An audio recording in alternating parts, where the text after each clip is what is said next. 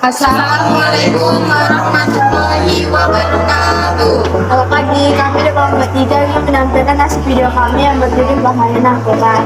Sebelum itu, kami akan memperkenalkan anggotanya. Saya Grace Sirait, Saya Dian Febiola. Saya Bagus, saya Wildan, saya Budi. saya Ria Uya Salim. Assalamualaikum warahmatullahi wabarakatuh. Perkenalkan, nama saya Dian Febiola. Saya akan menjelaskan tentang sejarah kemunculan narkoba. Narkoba adalah singkatan dari narkotika dan obat berbahaya.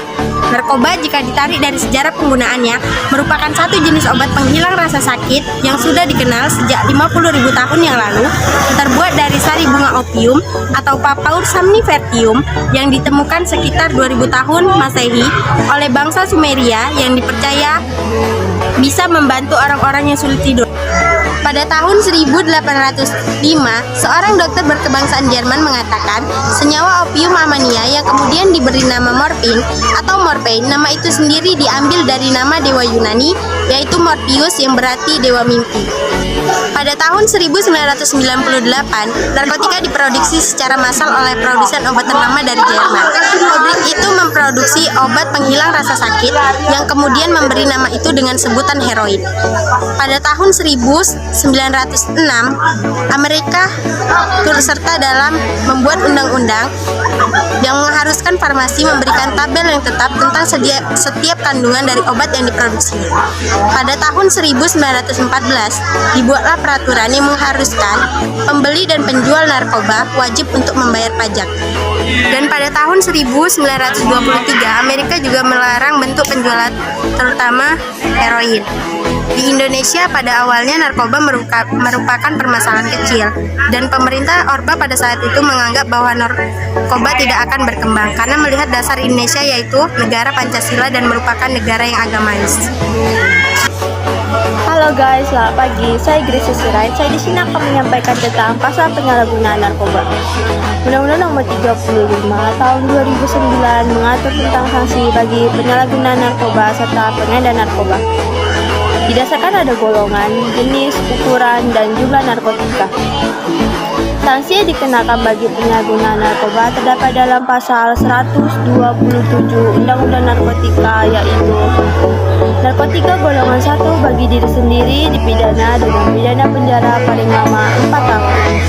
Narkotika golongan 2 bagi diri sendiri dipidana dengan pidana penjara paling lama 2 tahun.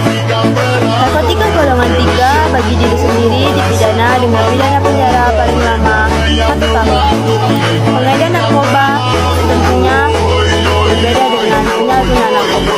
Sanksi bagi pengedar narkoba golongan 1 terkait dalam pasal 3.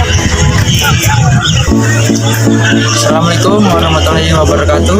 Perkenalkan, nama saya Wildan Afif. Saya akan menjelaskan narkoba menurut syariat Islam. Khamar dan segala macam jenisnya diharamkan secara jelas dan tegas di dalam Al-Quran. Namun, obat-obatan terlarang seperti narkotika tidak disebutkan dalam Al-Quran maupun hadis. Hal ini menjadi tabu bagi beberapa orang yang mengonsumsi narkoba itu. Bahaya yang ditimbulkan jauh lebih besar daripada minuman keras. Di dalam Islam, narkotika dan obat-obatan terlarang seperti ganja, heroin, dan lainnya disebut dengan istilah mukhadirat. Para ulama mengkiaskan hukum mukhadirat pada hukum khamar. Mereka berdalil dalam hadis dikemukakan oleh Umar bin Khattab radhiyallahu anhu. Khamar adalah segala sesuatu yang menutup akal. Hadis riwayat Bukhari Muslim. Imam Abu Dawud meriwayatkan dari Ummu Salamah menyatakan Rasulullah SAW melarang segala sesuatu yang membuktikan dan melemahkan atau menjadikan lemah. Hadis riwayat Abu Dawud. Imam Abu Dawud meriwayatkan dari Ummu Salamah menyatakan Wasutanaha Rasulullah SAW ana kalam syakiri. Artinya Rasulullah SAW melarang diri dari segala sesuatu memabukkan dan mufatir atau yang membuat lemah. Hadis riwayat Abu Dawud. Jika khamar itu haram, maka demikian pula dengan mufatir atau narkoba. Dan juga sebagaimana firman Allah di dalam surat Al-Baqarah ayat 195. Wala tulqu bi ayyadikum yakum illa tahludi. artinya. Dan janganlah kamu menyatukan dirimu sendiri ke dalam kebinasaan. Halo guys, saya di sini akan menjelaskan tentang bahaya narkoba bagi kesehatan fisik tubuh manusia. Narkotika dan obat-obatan atau narkoba adalah zat yang bisa merubah kondisi mental atau fisik seseorang. Zat-zat tersebut bisa mempengaruhi organ otak, perasaan, perilaku pengalaman, serta indera.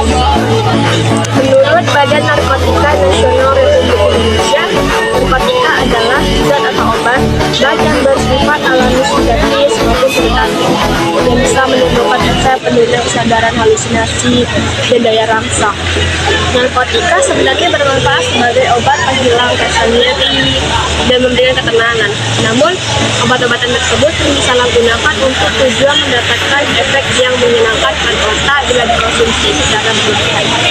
Narkoba dapat menyebabkan kecanduan. Hal ini juga bisa mempengaruhi pengambilan keputusan mereka. Semakin dini anak muda mulai menggunakan narkoba, semakin besar juga resiko mereka untuk berjuang dengan kecanduan di kemudian hari. Mereka juga beresiko mengalami kerusakan otak permanen dan tidak bisa dikembalikan penyalahgunaan narkoba. Di kalangan remaja dapat mengakibatkan gangguan mental yang serius atau permanen. Atau di Alexander Sidikanga. Di sini saya akan menjelaskan bahaya narkoba bagi otak manusia. Otak manusia merupakan organ tubuh yang paling kompleks. Seluruh aktivitas tubuh seperti berkendara, makan, bernapas, dan bekerja tidak lepas dari otak. Dengan kata lain, otak merupakan pusat kehidupan manusia. Sebagaimana fungsinya, ketika seseorang mencoba mengonsumsi narkoba, otak akan membaca tangkapan tubuh. Jika merasa nyaman, otak mengeluarkan zat kimia otak yang disebut dopamin itu memberikan kesan yang menyenangkan. Akibatnya otak mengirim sinyal yang salah, seolah-olah tubuh memerlukannya sebagai kebutuhan pokok dan terjadi kecanduan atau kesakitan atau bahkan membunuh. Narkoba juga mengganggu fungsi organ-organ tubuh lainnya seperti jantung, paru-paru, hati, dan sistem reproduksi sehingga dapat timbul berbagai penyakit. Assalamualaikum warahmatullahi wabarakatuh. Nama saya Imbagus Prasetyo. Di sini saya akan menyampaikan data terkini tentang narkoba. Kepala Badan Narkotika Nasional (BNN) Kominfo, Petrus Reinhard Buluse, mengungkapkan terjadinya peningkatan prevalensi pengguna narkoba di Indonesia sebesar 0,15% sehingga menjadi 1,95% atau 3,1 juta jiwa. Tahun 2021, kami melakukan survei itu 1,95% atau 0,15%. Kata Glose, ketika memberikan kuliah umum dan resmian kampus Universitas Negeri Padang atau UNP, bersih narkoba yang diserahkan atau disiarkan dikenal dengan YouTube. Seperti dipantau dari Jakarta Kamis. Sebelum di 2019, prevalensi penggunaan narkoba di Indonesia sebesar 1,80% atau 3,41 juta jiwa. Sementara prevalensi di dunia 2021 sebesar 5,5% atau sekitar 275 juta jiwa. Sekian dari video kami. Kalau kurang sempurna kami mohon maaf, karena yang sempurna itu adalah lagu dari video School Pendian. Kami akhiri. Arigatou gozaimasu.